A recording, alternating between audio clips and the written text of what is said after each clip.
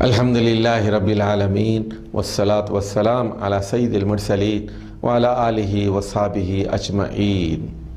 سبق نمبر 40، دوسرا منصوب اسم ظرف، اس کو مفعول فیہ بھی کہتے ہیں۔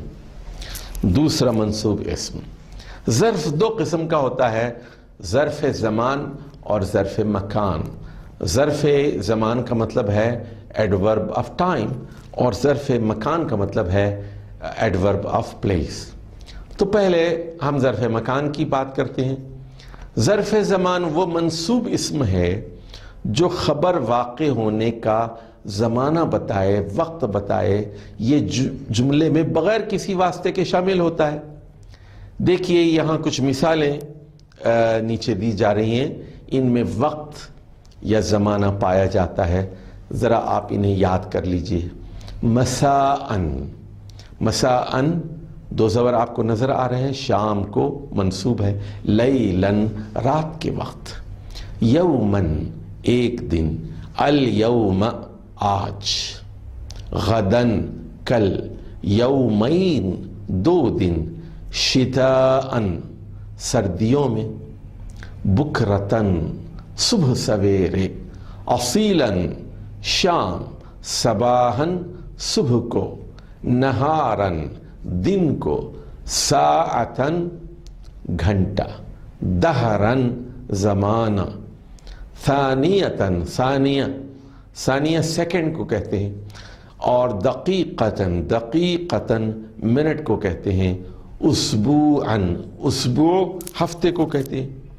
یہ دیکھیے یہ سارے جتنے لفظ آپ کو یہاں نظر آ رہے ہیں سوائے یومین کے، یومان منصوب حالت میں یومین ہو گیا ہے، باقی تمام الفاظ پر آپ دیکھیے دو زبر نظر آ رہے ہیں۔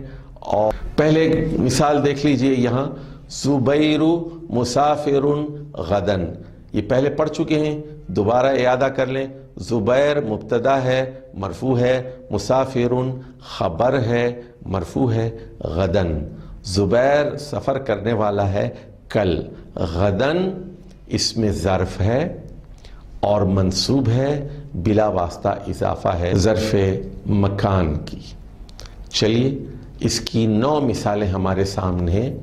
فوق اوپر، تحت نیچے، امام سامنے، اور قدام آگے، خلف پیچھے، وراء پیچھے، اور قبل پہلے، بعد بعد میں، تلقاء طرف، تجاہ مقابل، مع معکم معنا ساتھ، عند پاس۔ یہ تمام ظروف ہیں اور یہ ظرف مکان ہے۔ دیکھیے مثال، سعید قائم امام المعلم۔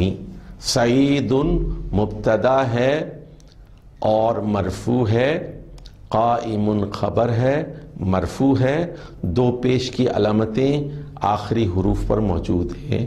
امام المعلم، امام یہاں پر ظرف ہے، اور امامہ کے میم پر، دوسرے میم پر آپ کو زبر نظر آ رہا ہے آخری حرف پر، امام، تو سعید کھڑا ہوا ہے استاد کے سامنے۔ المعلمی مرکب اضافی میں مضاف الیہ ہے اور حسب قاعدہ مجرور ہے۔ امام مضاف ہے اور خفیف ہے اور منصوب ہے۔ اب آ جائیے قرآن مجید سے ہم ظرف کی کچھ مثالیں لیتے ہیں۔ پہلی مثال سورہ یوسف سے ہے، وَفَوْقَ كُلِّ ذِی عِلْمٍ عَلِیمٌ۔ تو یہ جو جملہ ہے یہ دراصل یہ شبہ جملہ ہے، اور فنی اعتبار سے یہ مکمل جملہ نہیں ہے، لیکن بات پوری ہو گئی ہے۔ تو اس میں علیم یہ نکرہ مبتدائے مؤخر ہے، اس کو آگے کر دیا گیا ہے، اصل میں تو تھا العلیم فوق کل ذی علم، تو اس کو فوق کل ذی علم علیم آ گیا ہے یہاں پر۔ اب یہ فوق کل ذی علم یہ سب ایک مرکب اضافی ہے. علم، ذو علم، ذو علم، علم، یہ مرکب اضافی ہے. ذو کے بجائے یہاں زی ہو گیا ہے. اور کلی، دیکھیے یہ کلن تھا بحیثیت مضاف الیہ، کلن سے یہ کلی ہو گیا، بحیثیت مضاف یہ خفیف ہو کر کلی ہو گیا، کلی سے علم. اور فوق یہ ظرف ہے، اور فوقہ کے اوپر قاف کے اوپر آپ کو زبر نظر آ رہا ہے. اور پھر یہ کہ یہ مضاف ہے اور خفیف ہے، اور بعد میں جتنے ہیں کلی ذی علم یہ مضاف الیہ بھی ہیں اور مجرور بھی ہیں. تو مطلب کیا ہوا کہ ہر علم والے کے اوپر، ہر علم والے کے اوپر ایک اور علم والا ہے، ایک زیادہ علم والا ہے. تو علم، لوگوں کا علم مختلف درجات کا ہوتا ہے، اور انبیاء بھی برابر نہیں ہے، بعض کا علم بعض سے زیادہ ہے. فرشتوں کا بھی یہی معاملہ ہے. تو دنیا میں جتنے انسان ہیں اس میں بعض کا علم بعض سے زیادہ ہوتا ہے، درجات ہیں علم کے اعتبار سے. اور لیکن کوئی بھی مکمل علم نہیں رکھتا سوائے اللہ تعالیٰ کی ہستی جو ظاہر اور باطن کا 100% علم رکھتا ہے. اب آ جائیے اندہ کی مثال. خذوا زینتکم عند کل مسجد، عند کل مسجد. مسجد، مسجد بھی اس کے دو مطلب ہیں، پہلے اس کو سمجھ لیجئے.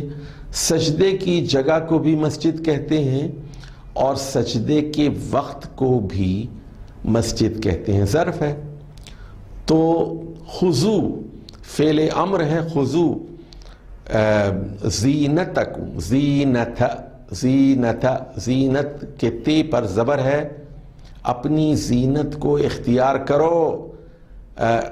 عند، پاس، کلی مسجد، ہر عبادت کے موقع پر زینت سے اپنے آپ کو آراستہ کرو.